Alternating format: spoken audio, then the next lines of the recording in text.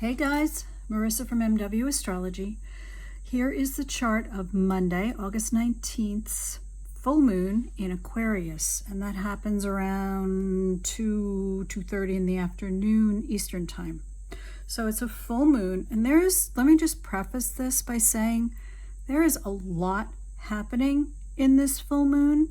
There's a lot of energy, and I'm going to tease it apart, but as I was writing the written post, which went up on Facebook, a lot of the themes are similar among all of these interactions that we're seeing. So it sounds like a lot, and it is a lot, but they're all heading to the same place. So let's just tease it out, right? It's a full moon. We know it's a full moon because the sun at 27 Leo is opposite the moon at 27 Aquarius. So the full light of the sun illuminating the moon, bringing things up, bringing things into conscious awareness. Okay, so the Leo Aquarius axis has to do with personal power. That would be the Leo piece. Leo is that leader. Leo is that aware of its inherent capacity to express itself, to shine. The sun is at home in Leo. That is the sign that it rules. And so it's a lot of that consciousness of, here I am, and taking delight in the fact that here I am. I'm here to shine. I'm here to do things. I'm here to be noticed. That's very much of a Leo energy. And sometimes it could come across in a lower expression as a lot of ego and arrogance, but a fully realized Leo is not that. A fully realized Leo knows their own inherent power and also knows that their power, their light, is not diminished by engaging with, interacting with anyone else. So it's not a zero sum or a win-lose. It's a, hey, there's enough room for everybody to shine in their own spectacular way. That's kind of the theme to this Leo energy. And it falls with Aquarius. Aquarius is very group focused. Aquarius is the fixed air sign. Leo is the fixed fire sign. For Aquarius, the balancing of this axis is kind of like, well, okay, I know I'm magnificent, not in a egotistic, arrogant way, but I just am. I'm a spark of something that's wonderful and creative, and I have my own unique individual approach, and it's warm, and it's engaging, and it's charismatic, right?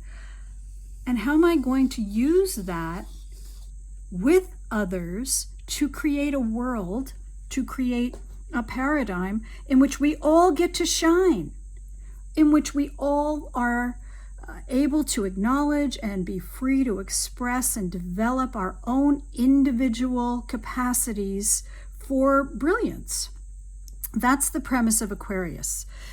It is about group, it's about collective. So how am I sharing this individual leadership, individual perspective, purpose, to improve the world for everyone? And it is that big a vision. Okay, so that's kind of where we're at. What are you doing with your power, right? Leo is all about personal power.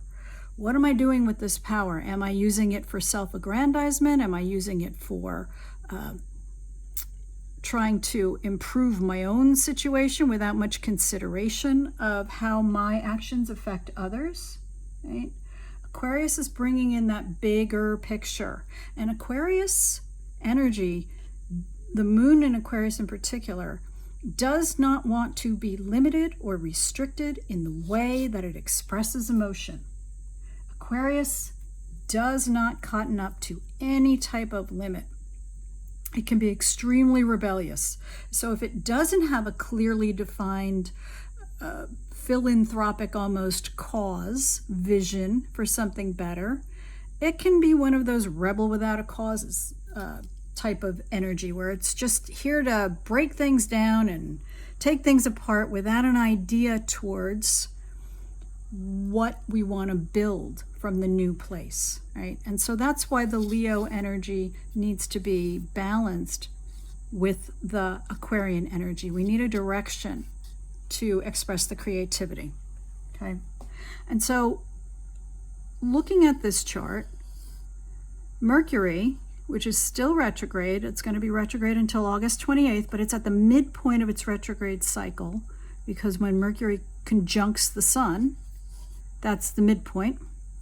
So Mercury is also contributing to this expression of the sun in Leo.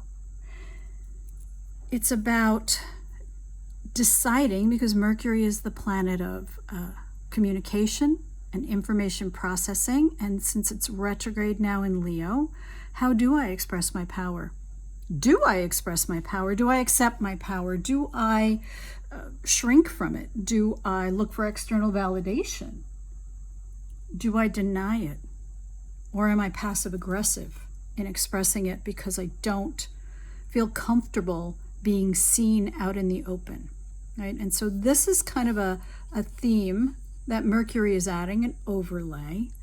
And this is the sun and Mercury and Moon are forming a T-square with Uranus at 27 Taurus. Now, we know that T-squares can be challenging. They are tense aspects. They bring in some frustration because as much as the sun and Mercury need to be balanced with the moon expression, now Uranus is getting involved, and Uranus's energy of disruption. Uranus is the ruler of Aquarius, so it's about disruption in a sign where it's been since 2018 that does not like disruption, does not like its feathers ruffled. Taurus likes stability. So we've been going through this for a number of years, and Uranus in Taurus has been challenging us to really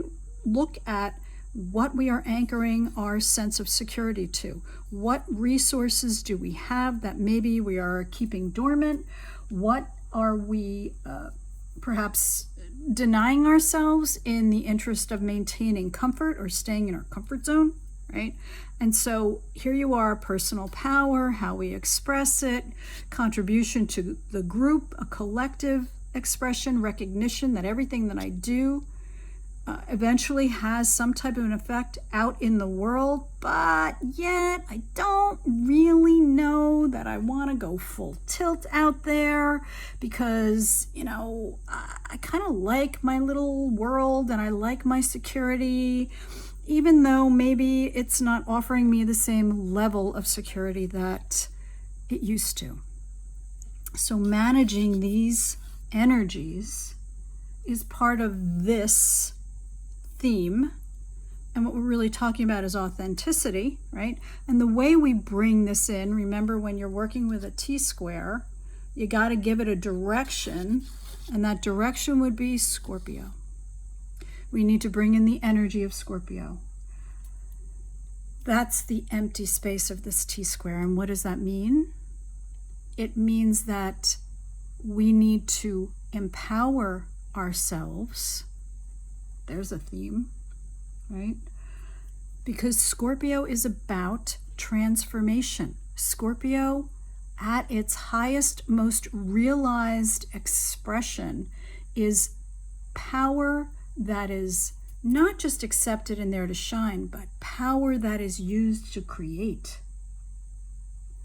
Power that learns from past mistakes. Power that stands in the fire of transformation and allows itself to shine and heal.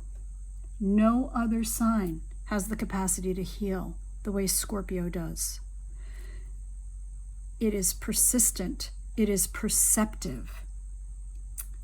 It is a transformational energy that is able to take resources and focus them and use them in the service of not only self-realization, but also as a role model for healing, for a complete expression. Caterpillar into butterfly is kind of a Scorpio analogy. So where are you holding back? And where are you maybe not developing the resources that you have, or not taking into account all of the resources that you have? Where are you repeating the same old stories? And what would happen? Just what would happen if you chose to rewrite them? The other aspect in this full moon, again, coming to light, bringing personal power and authenticity into it, there's another T-square, okay? And so Saturn at 17 Pisces is opposite Venus at 18 Virgo. So these guys need to be balanced. These guys, Saturn is that energy of the authority figure. Saturn expects you to show up as your best self. And in Pisces, right, Pisces is the last sign of the zodiac. Pisces recognizes that there's more to this life than just what we're seeing, that we are all sparks of the divine. And there's an element of deep spirituality in Pisces. When Saturn's in Pisces, it brings that sense of reality to spirituality. Okay, you believe in something bigger. What are we going to do about it? How are we going to manifest that? How do we integrate that into life? And that's a perfect balancing to Venus in Virgo. Venus in Virgo, Venus is how we connect with our significant others, how we show up and demonstrate our values.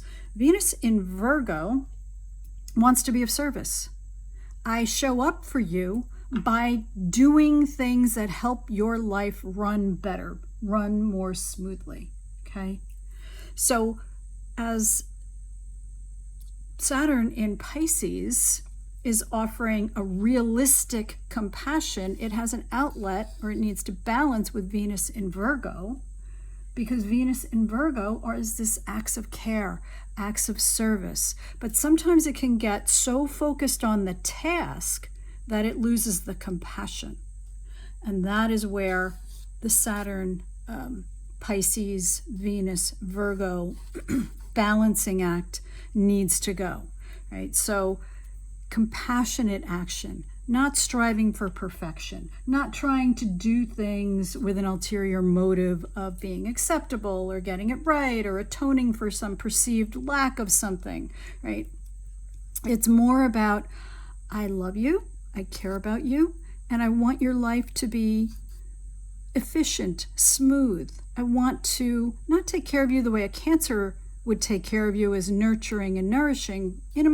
For Venus and Virgo, it's much more practical than that. All right, I'm going to do the dishes for you. I'm going to, do that load of laundry. I'm going to organize or pay the bills, those types of things, right? I'm going to put gas in the car. Those are the types of acts of service that Venus in Virgo does.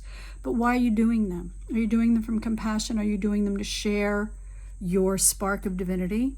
Or are you doing them because you feel guilty, or because you're trying to strive for perfection? That's one of the downsides of Virgo, is that striving for perfection. It's not going to happen. So this T-square, because there's two of them, is formed by Jupiter and Mars in Gemini. Jupiter is the planet of expansion, growth. Wherever it is, you get more of it.